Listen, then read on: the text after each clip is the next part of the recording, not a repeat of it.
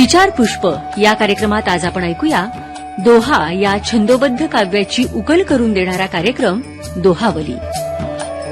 संकलन लेखन निवेदन प्राध्यापिका सुनीता कुलकर्णी यांचा. श्रोते हो, असे म्हणतात की if character is lost everything is lost. अर्थात एकदा चारित्र्य गमावले की सर्वस्व गमावले. शीलवान मनुष्य हा सर्वश्रेष्ठ मनुष्य आहे. चारित्र्य संपन्न माणसे अजरामर होतात व सर्वांना वंदनीय ठरतात. पण शील गमावले तर बदनामी होते. इतर गुण असले तरी अशा चारित्र्यहीन व्यक्तींचा आदर केला जात नाही. कबीरही आपल्या दोह्यांमधून चारित्र्याचे महत्त्व विशद करतात.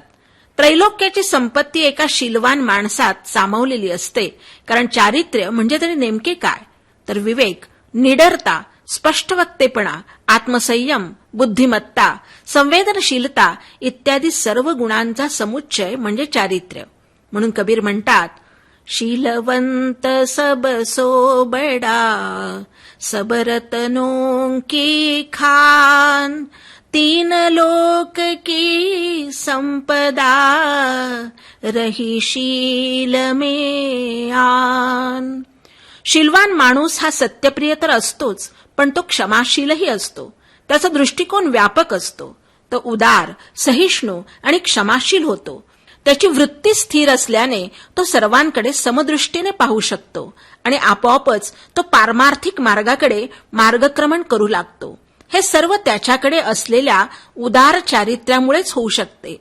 म्हणून कबीर म्हणतात, सील क्षमा जब उपजई, अलख दृष्टि तब होय, बिना शील पहुँचे नहीं, लाख कथे जो होय.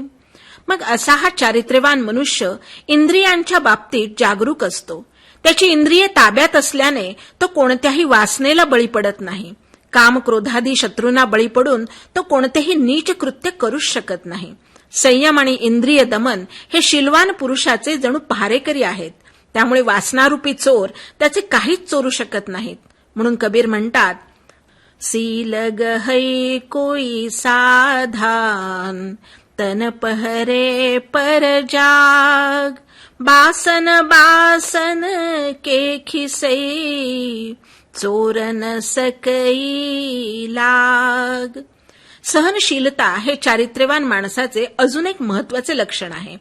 तो अतिशय धैर्यवान असतो. एका पाठोपाठ आघात सोसावे लागले तरी न डगमगता तो संकटांना सामोरे जातो आणि स्वतःचे सद्गुण गमावत नाही. उलट संकटकाळी त्याचे सद्गुण अजून झळाळतात.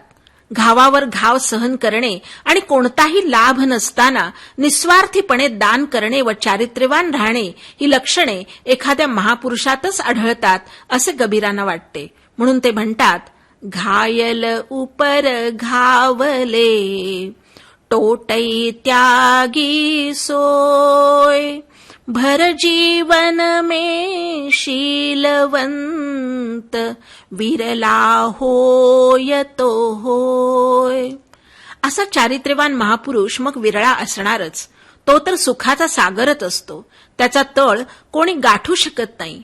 कबीर म्हणतात, सुख का सागर शील है, कोई न पावई थाह, शब्द विना साधु नहीं, द्रव्य विना नहीं साह. अर्थात निर्धन माणूस सावकार बनू शकत नाही. सार असार न जाणणारा साधू होऊ शकत नाही. चारित्र्यवान माणूस मात्र अथांग समुद्रासारखा असून तो विशाल मनाचा असतो. तो सर्व काही जाणतो. म्हणून कबीर म्हणतात, ज्ञानी ध्यानी संयमी, दाता सूर अनेक, जपिया तपिया बहुत है, शीलवंत कोई एक. या जगात ज्ञानी, ध्यानी, तपस्वी, संयमी, शूरवीर पुष्कळ सापडतात. पण या सर्व गुणांचा समुच्चय असणारे शीलवंत मात्र शोधूनही सापडत नाहीत.